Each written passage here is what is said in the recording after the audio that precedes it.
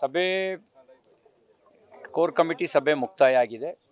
ಈಗ ಕ್ಲಸ್ಟರ್ ಮಟ್ಟದ ಕಾರ್ಯಕರ್ತರ ಜೊತೆಯಲ್ಲಿ ಸಮಾಲೋಚನೆ ನಡೆಸ್ತಾ ಇದ್ದಾರೆ.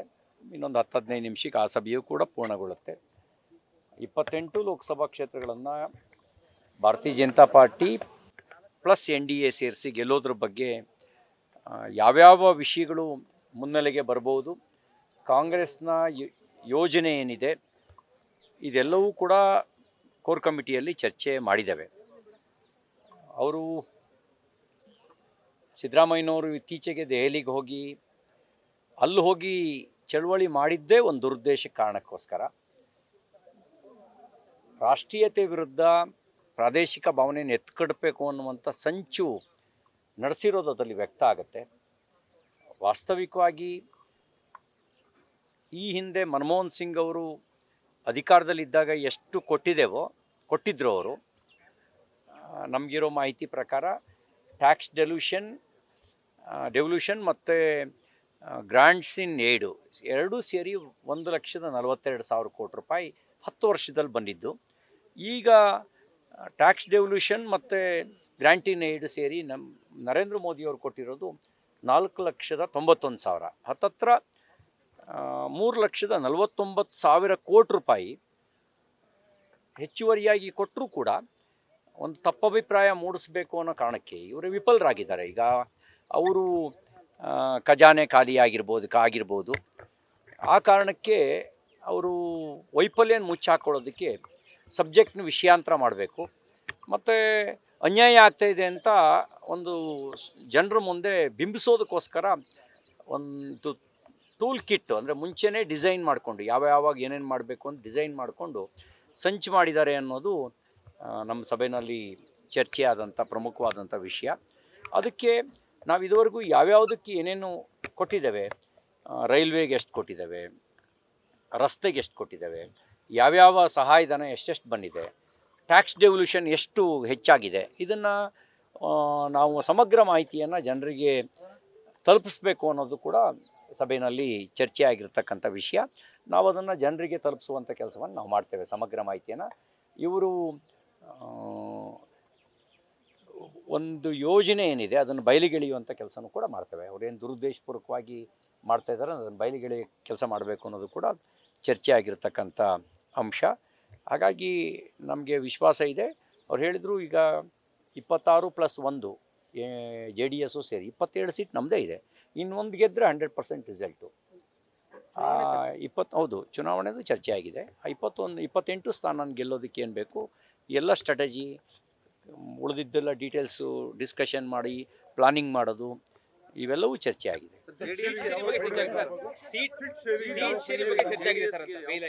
ಸೀಟ್ ಶೇರಿಂಗ್ ಈ ಹಂತದ ಸಭೆಯಲ್ಲಿ ಚರ್ಚೆ ಆಗೋದಿಲ್ಲ.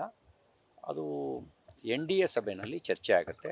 ಇದು ಕೇವಲ ಭಾರತೀಯ ಜನತಾ ಪಾರ್ಟಿಯ ಕೋರ್ ಕಮಿಟಿ ಆಗಿದ್ದ ಕಾರಣಕ್ಕೋಸ್ಕರ ಇಲ್ಲಿ 28 ಲೋಕಸಭಾ ಕ್ಷೇತ್ರಗಳನ್ನು ಗೆಲ್ಲಿಕ್ಕೆ ಬೇಕಾಗಿರ್ತಕ್ಕಂಥ ಯೋಜನೆ, ನಮ್ಮ ಪಾಸಿಟಿವ್ ಸಂಗತಿಗಳೇನಿದ್ದಾವೆ, ನಮಗೆ ನಮ್ಮ ವಿರೋಧಿಗಳ ದೌರ್ಬಲ್ಯ ಏನಿದೆ, ಅವ್ರದ್ದೇನು ಸಾಮರ್ಥ್ಯ ಇದೆ, ಇವೆಲ್ಲವೂ ಚರ್ಚೆ ನಡೆಸಿದೆ. ರಾಜ್ಯ ನಾಯಕರು ಕೇಂದ್ರ ನಾಯಕರುಗಳಿಗೆ ಯಾವ ಸೀಟ್ಗಳನ್ನು ಉಳಿಸ್ಕೊಳ್ಬಹುದು ಅನ್ನೋದ್ರ ಬಗ್ಗೆ ಏನಾದರೂ ಮಾತಾಡಿದ್ರು? ಆ ಥರದ್ದೇನು ಚರ್ಚೆ ಆಗಲಿಲ್ಲ. ಆ ಥರದ್ದೇನು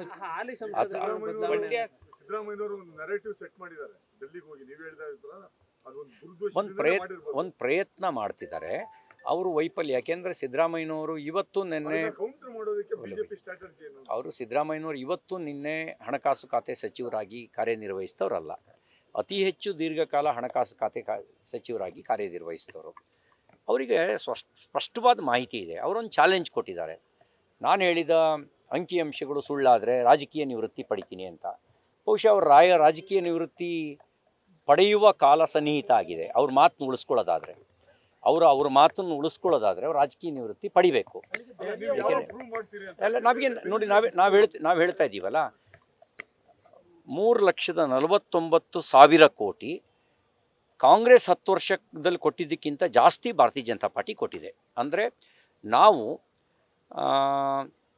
4,91,000 ಕೋಟಿ ರೂಪಾಯಿ ಮೋದಿಯವರು ಪ್ರಧಾನಮಂತ್ರಿ ಆದಮೇಲೆ 2014ರಿಂದ 24ರ ಈ ಗಳಿಗೆಯವರೆಗೆ ಟ್ಯಾಕ್ಸ್ ಡೆವಲ್ಯೂಷನ್ ಪ್ಲಸ್ ಗ್ರಾಂಟ್ ಇನ್ ಏಡ್ ಕರ್ನಾಟಕಕ್ಕೆ ಬಂದಿದೆ. ತೆರಿಗೆ ಪಾಲು ಮತ್ತು ಸಹಾಯಧನ ಮತ್ತು ಅನುದಾನ ಕರ್ನಾಟಕಕ್ಕೆ ಬಂದಿದೆ. ಮನಮೋಹನ್ ಸಿಂಗ್ ಅವರು ಕೊಟ್ಟಿದ್ದು ಕೇವಲ 1,42,000 ಕೋಟಿ 10 ವರ್ಷಕ್ಕೆ. ಯಾವುದು ಜಾಸ್ತಿ? ನಮ್ಮ ಮೋದಿಯವರ ನೇತೃತ್ವದಲ್ಲಿ ಕೊಟ್ಟಿರೋದೇ ಜಾಸ್ತಿ. ಇದು ಅವರು ಸುಳ್ಳು ಅಂತ ಸಾಬೀತುಪಡಿಸಲಿ. ನಾವು ವಿಧಾನಸಭೆಯಲ್ಲೂ ನಮ್ಮ ವಿಪಕ್ಷ ನಾಯಕರು ಇದನ್ನು ಪ್ರಸ್ತಾಪನೆ ಮಾಡ್ತಾರೆ, ಅಲ್ಲೂ ಅವರಿಗೆ ಚಾಲೆಂಜ್ ಹಾಕ್ತಾರೆ. ಈಗ ಹೊರಗಡೆ ಬಂದು ಸುಳ್ಳು ಹೇಳ್ಬೋದು, ವಿಧಾನಸಭೆಯಲ್ಲಿ ಸುಳ್ಳು ಹೇಳಿದ್ರೆ ಅದು ಹಕ್ಕುಚ್ಯುತಿ ಆಗುತ್ತೆ. ಹಾಗಾಗಿ ಅಂದರೆ ಅಲ್ಲಿಗೆ ಟ್ಯಾಕ್ಸ್ ಒಂದೇನಂದರೆ ಟ್ಯಾಕ್ಸ್ ಸಂಗ್ರಹ ಜಾಸ್ತಿಯಾಗಿ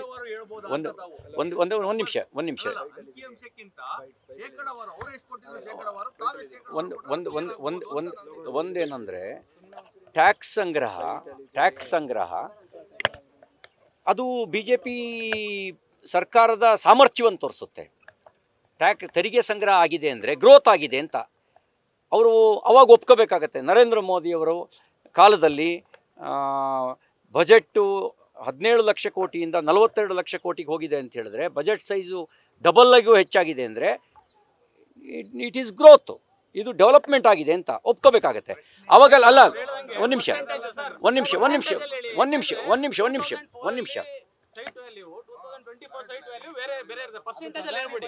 ಒಂದೇನಂದರೆ ಈಗೇನಂದರೆ ನೋಡಿ, ಅಲ್ಲ ಅವ್ರಿಗೆ ಒಂದು ಹೇಳಕ್ಕೆ ಬಯಸೋದೇನು ಅಂದರೆ, ಪ್ರತಿ ಸಂದರ್ಭದಲ್ಲಿ ನೀತಿ ಆಯೋಗ ಮತ್ತು ಫೈನಾನ್ಸ್ ಕಮಿಷನ್ನು ಎರಡೂ ಕೂಡ ಪ್ರಯಾರಿಟಿಗಳನ್ನು 5-5 ವರ್ಷಕ್ಕೆ ಚೇಂಜ್ ಮಾಡ್ತಿರ್ತವೆ. ಪ್ರೈಮರಿ ಎಜುಕೇಷನ್ನಿಗೆ ಆದ್ಯತೆ ಕೊಡಬೇಕು ಅಂತ ಬಂದಾಗ ಯಾವ ರಾಜ್ಯದಲ್ಲಿ ಪ್ರೈಮರಿ ಎಜುಕೇಷನ್ ವೀಕ್ ಇರುತ್ತೋ ಅಲ್ಲಿಗೆ ಅನುದಾನ ಜಾಸ್ತಿ ಹೋಗುತ್ತೆ. ಯಾವ ರಾಜ್ಯದಲ್ಲಿ ಪ್ರೈಮರಿ ಎಜುಕೇಷನ್ನು ಕಂಫರ್ಟಬಲ್ ಇರುತ್ತೆ ಅಲ್ಲಿ ಸ್ವಾಭಾವಿಕವಾಗಿ ಕಡಿಮೆ ಹೋಗುತ್ತೆ. ಈಗ ಮನೆಗೆ ನಲ್ಲಿ ಸಂಪರ್ಕ ಅಂತ ಇಟ್ಕೊಳ್ಳಿ, 90% ಮುಂಚೆನೇ ನಲ್ಲಿ ಸಂಪರ್ಕ ಆಗಿದ್ದರೆ ಅದ್ರ ಹೆಸರಿನಲ್ಲಿ ಬಿಲ್ ಮಾಡೋಕ್ಕಾಗಲ್ಲ. ಎಲ್ಲ 10% ಮಾತ್ರ ಅಲ್ಲಿ ಕೊಡ್ತಾರೆ, ಇನ್ನೊಂದು ಯಾವುದೋ ರಾಜ್ಯದಲ್ಲಿ 90% ನಲ್ಲಿ ಸಂಪರ್ಕ ಇಲ್ಲ ಅಂದರೆ ಅಲ್ಲಿಗೆ ಆ ನಲ್ಲಿ ಸಂಪರ್ಕಕ್ಕೆ ಅನುದಾನ ಜಾಸ್ತಿ ಹೋಗುತ್ತೆ. ಇಲ್ಲಿ ಕೇವಲ ನೀತಿ ಆಯೋಗ ಇರಲಿ, ಹಣಕಾಸು ಆಯೋಗ ಇರಲಿ, ಅವರು ಪ್ರಯಾರಿಟಿಗಳನ್ನು ಫಿಕ್ಸ್ ಮಾಡ್ತಾರೆ ರಾಜ್ಯಗಳಿಗೆ. ಅಲ್ಲಿ ಜನರಲೈಸ್ ಮಾಡಿ ನಿನ್ನ ಪಾಲಿಷ್ಟು ಏನು ಬೇಕಾದ್ರೂ ಹೊಡ್ಕೊಂಡು ಹೋಗು ಅಂತ ಹೇಳಲ್ಲ. ಆ ಥರದ ಪದ್ಧತಿ ಇಲ್ಲ. ಆದರೆ ಒಂದೇನಂದರೆ ಆದರೆ ಅವ್ರಿಗೆ ಒಂದು ಮಾತು, ಅದೇ ಈಗೇನಂತಂದರೆ ಎಲ್ಲ ಕಡೆಯಲ್ಲೂ ಪೊಲಿಟಿಕಲಿ ಮೋಟಿವೇಟೆಡೇ ಇವ್ರು ಮಾಡ್ತಿರೋದು, ರಾಜಕೀಯ ದುರುದ್ದೇಶದಿಂದಲೇ ಮಾಡ್ತಿರೋದು. ಚುನಾವಣೆಗೆ ಮುಂಚೆ ಪೇ CM ಅಂತ ಅಭಿಯಾನ ಮಾಡಿದ್ರು. ಈಗ ಅದೇ ಕೆಂಪಣ್ಣ ಇವ್ರ ಮೇಲೆ ಆರೋಪ ಮಾಡಿದ್ದಾರೆ. ಆರೋಪ ಮಾಡಿದ್ದಾರೆ ಅಂದಮೇಲೆ ಅವತ್ತು ವೀರಾವೇಶದಿಂದ ಮಾತಾಡ್ತಿದ್ದಂಥ ಸಿದ್ದರಾಮಯ್ಯನವ್ರ ವೀರಾವೇಶ ಇವತ್ತು ಎಲ್ಲಿಗೆ ಹೋಗಿದೆ? ಸರ್, ಈಗ ಪ್ರಮುಖವಾಗಿ ಟಿಕೆಟ್ ವಿಚಾರದಲ್ಲಿ ಏನಾದರೂ ಯಾವತ್ತು ಮೊದಲನೇ ಲಿಸ್ಟ್ ಅಲ್ಲ, ಈ ಟಿಕೆಟಿಗೆ ಸಂಬಂಧಪಟ್ಟಂತೆ ಭಾರತೀಯ ಜನತಾ ಪಾರ್ಟಿಯ ಟಿಕೆಟ್ನ ಪಾರ್ಲಿಮೆಂಟ್ರಿ ಬೋರ್ಡೇ ನಿರ್ಣಯ ಮಾಡೋದು. ಅದು ಬೆಂಗಳೂರಿನಲ್ಲಿ ಈಗೇನು ಕೆಲವು ಸಲಹೆ ಸೂಚನೆಯನ್ನು ಮಾನ್ಯ ಗೃಹ ಸಚಿವರು ಕೊಟ್ಟಿದ್ದಾರೆ, ಅಮಿತ್ ಶಾ ಅವರು, ಅದನ್ನು ವಿವರವಾಗಿ ಅನುಷ್ಠಾನಗೊಳಿಸೋದಕ್ಕೆ ಬೇಕಾದಂಥ ಮೀಟಿಂಗನ್ನು ಮುಂದಿನ ವಾರದಲ್ಲಿ, ಅಂದರೆ ನಮ್ಮದು 16, 17, 18 ರಾಷ್ಟ್ರೀಯ ಮಹಾಧಿವೇಶನ ದೆಹಲಿನಲ್ಲಿದೆ. ರಾಷ್ಟ್ರೀಯ ಮಹಾಧಿವೇಶನ ಮುಗಿದ ನಂತರ ಅದಕ್ಕೆ ಸಂಬಂಧಪಟ್ಟಂತೆ ಮೀಟಿಂಗನ್ನು ನಮ್ಮ ಎಲೆಕ್ಷನ್ ಇನ್ಚಾರ್ಜ್ ಅವರ ನೇತೃತ್ವದಲ್ಲಿ, ರಾಧಾಮೋಹನ್ ಅಗರ್ವಾಲ್ ಅವರ ನೇತೃತ್ವದಲ್ಲಿ, ಆಮೇಲೆ ಅದಕ್ಕೆ ವಿವರವಾಗಿರುವಂಥ ಏನು ರೋಡ್ ಮ್ಯಾಪ್ ತಯಾರು ಮಾಡಿ ಅಂತ ಅವ್ರು ಹೇಳಿದ್ದಾರೆ. ಅದಕ್ಕೆ ಸಂಬಂಧಪಟ್ಟಂತೆ ಅದರ ಮೀಟಿಂಗ್ ಇದೆ. ಇನ್ನು ಎಲೆಕ್ಷನಿಗೆ ಸಂಬಂಧಪಟ್ಟಂತೆ, ಕ್ಯಾಂಡಿಡೇಟಿಗೆ ಸಂಬಂಧಪಟ್ಟಂತೆ ನಮ್ಮ ಪಾರ್ಟಿದನ್ನು ಪಾರ್ಲಿಮೆಂಟ್ರಿ ಬೋರ್ಡ್ ತೀರ್ಮಾನ ಮಾಡುತ್ತೆ, NDA ಅದನ್ನು NDA ಸಮಿತಿ ತೀರ್ಮಾನ ಮಾಡುತ್ತೆ. ಅದು ನಮ್ಮ ಸ್ವಾಭಾವಿಕವಾಗಿ ನಮ್ಮ ಪಕ್ಷದಲ್ಲಿ ಕೆಲವೊಂದು ಸಂದರ್ಭ ಹೊರತುಪಡಿಸಿ ಬಹುತೇಕ ಸಂದರ್ಭಗಳಲ್ಲಿ ಎಲೆಕ್ಷನ್ ನೋಟಿಫಿಕೇಷನ್ ಆದಮೇಲೆ ಮಾಡಿರೋದು ಜಾಸ್ತಿ. ಯಾವುದೋ ಒಂದು ವಿಶೇಷ ರಾಜ್ಯವನ್ನು ಫೋಕಸ್ ಮಾಡಬೇಕು ಅಂತ ಬಂದಾಗ ಸ್ಟ್ರಾಟಜಿ ಕಾರಣಕ್ಕೆ ಸ್ವಲ್ಪ ವ್ಯತ್ಯಾಸವನ್ನು ಕೆಲವೊಂದು ರಾಜ್ಯಗಳಲ್ಲಿ ಮಾಡ್ಕೊಂಡಿದ್ದಾವೆ. ಆದರೆ ಲೋಕಸಭಾ ಚುನಾವಣೆ ಸಂದರ್ಭದಲ್ಲಿ ಇದುವರೆಗಿನ ನನ್ನ ಅನುಭವದ ಪ್ರಕಾರ ಎಲೆಕ್ಷನ್ ನೋಟಿಫಿಕೇಷನ್ ಆದ ನಂತರನೇ ಕ್ಯಾಂಡಿಡೇಟ್ ಡಿಕ್ಲೇರ್ ಆಗಿರೋದೇ ಹೆಚ್ಚಿನ ಪ್ರಮಾಣದಲ್ಲಿ ಇರೋದು.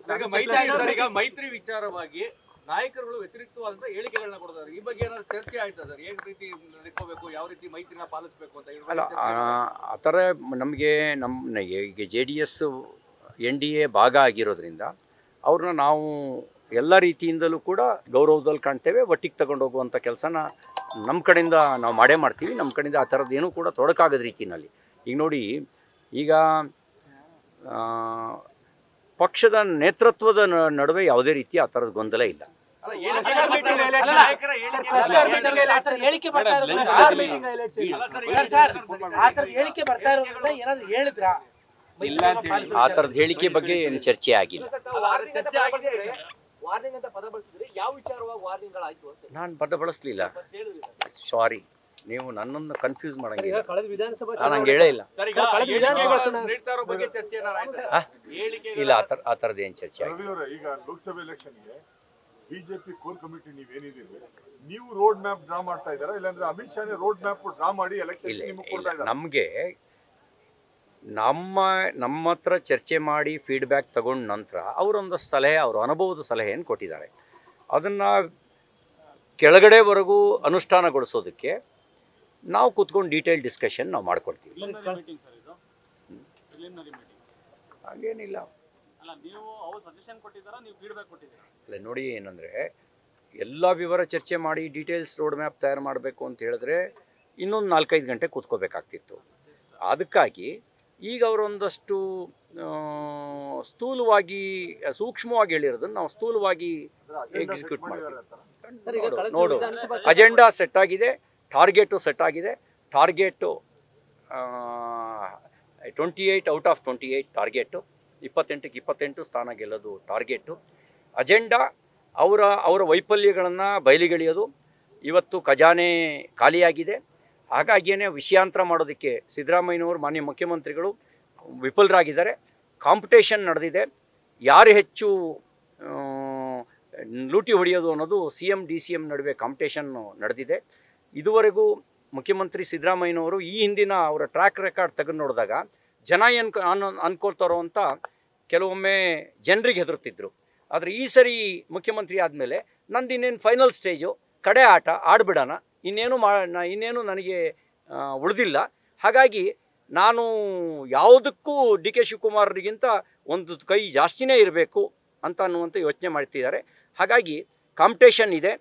40% ಕೆಂಪಣ್ಣವರು ಆರೋಪ ಮಾಡಿರೋ ಜೊತೆಗೆ ವರುಣಾ ಟ್ಯಾಕ್ಸಿಗೂ ಸರ್ಚಾರ್ಜ್ ಸೇರಿಕೊಂಡಿದೆ, ಕನಕಪುರ ಸರ್ಚಾರ್ಜ್ ಸೇರಿಕೊಂಡಿದೆ. ಈ ಎಲ್ಲ ಸರ್ಚಾರ್ಜ್ಗಳ ಜೊತೆಗೆ ರಾಜ್ಯವನ್ನು ಹರಾಜು ಹಾಕೋ ಸ್ಥಿತಿಗೆ ತಂದಿಡ್ತಾ ಇದ್ದಾರೆ. ಈಗ ಕಳೆದ ವಿಧಾನಸಭಾ ಚುನಾವಣೆಯಲ್ಲಿ ಹಾಲಿ ಶಾಸಕರುಗಳಿಗೆ ಟಿಕೆಟ್ ಮಿಸ್ ಆದಂತೆ ಈ ಬಾರಿ ಹಾಲಿ ಸಂಸದರಿಗೆ ಬದಲಾವಣೆ ಆಗ್ತಕ್ಕಂಥದ್ದು ಯಾರ್ಯಾರ ಹಣೆಯಲ್ಲಿ ಏನೇನು ಬರ್ದಿದೆಯೋ ಗೊತ್ತಿಲ್ಲ. ಅದೆಲ್ಲವೂ ಪಾರ್ಲಿಮೆಂಟ್ರಿ ಬೋರ್ಡ್ ನಿರ್ಣಯ ಮಾಡಿ. ಆ ಥರ ಇಂಡಿವಿಜುವಲ್ ಆಗಿ ಒಂದೊಂದೇ ಕ್ಷೇತ್ರದ ಬಗ್ಗೆ ಚರ್ಚೆ ಆಗಿಲ್ಲ. ನಾನು ಹೇಳಿ ಸಾವಿರಾರು ಬಾರಿ ಹೇಳಿದ್ದೀನಿ. 95ರ ನಂತರ ಎಲ್ಲೂ ನಮ್ಮ ಪಾರ್ಟಿಯಿಂದ ಕೇಳಿ ಪಡ್ಕೊಂಡಿಲ್ಲ. ನ್ಯೂಸ್ ಫಸ್ಟ್, ನಿರ್ಭೀತಿಯಿಂದ ನಿಮ್ಮ ಪರವಾಗಿ.